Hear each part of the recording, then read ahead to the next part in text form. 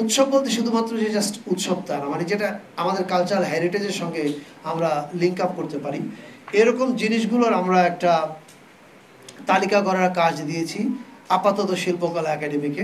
তারা তালিকাটা তৈরি করছে। এই তালিকা হওয়ার পরে এগুলো আমাদের ক্যালেন্ডারের মধ্যে ঢুকবে, ন্যাশনাল ক্যালেন্ডারে, এবং আমরা ঢাকা থেকে এই কাজগুলোকে ফ্যাসিলিটেট করার চেষ্টা করব। এটা মানুষেরই আয়োজন, স্থানীয় পর্যায়ে হচ্ছে। সরকারের কোনো সাহায্যের দিকে তারা কখনো তাকায়নি, কোনো স্বীকৃতিও তারা চায়নি। তারা তাদের কাজ করছে। কিন্তু রাষ্ট্রের দায়িত্বটা কি? রাষ্ট্রের দায়িত্বটা হচ্ছে তার দেশের মানুষদের করা ইম্পর্টেন্ট কাজগুলোকে তুলে ধরা পৃথিবীর কাছে, এবং সেই কাজটা আমরা মনে করি আমাদের করা উচিত। 54 বছর একটু দেরি হয়ে গেছে, but better late than never. আমরা জব্বরের বলি খেলা যারা আয়োজন করেন, ওনারা আপনারা দেখতে পাচ্ছেন আমাদের সঙ্গে আছেন। ওনাদের সঙ্গে কালকে রাতে আমাদের মিটিং হয়েছে, এর আগেও আমাদের যোগাযোগ হয়েছে। আগামী বছর থেকে জব্বরের বলি খেলা আয়োজনের সঙ্গে যারা যারা আছেন তারা তো থাকবেনই, তার সঙ্গে সংস্কৃতি মন্ত্রণালয় যুক্ত হবে।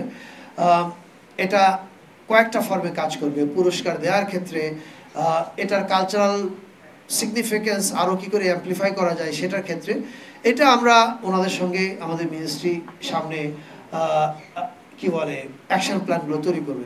ফলে আমরা এটুকু বলতে পারি যে জব্বরের বলি খেলা এখন থেকে আমাদের সংস্কৃতি মন্ত্রণালয়, মানে বাংলাদেশের কালচারাল হেরিটেজের একটা ইম্পর্টেন্ট জিনিস হিসেবে আমাদের ক্যালেন্ডারের মধ্যে আমরা অন্তর্ভুক্ত করার সিদ্ধান্ত নিয়েছি।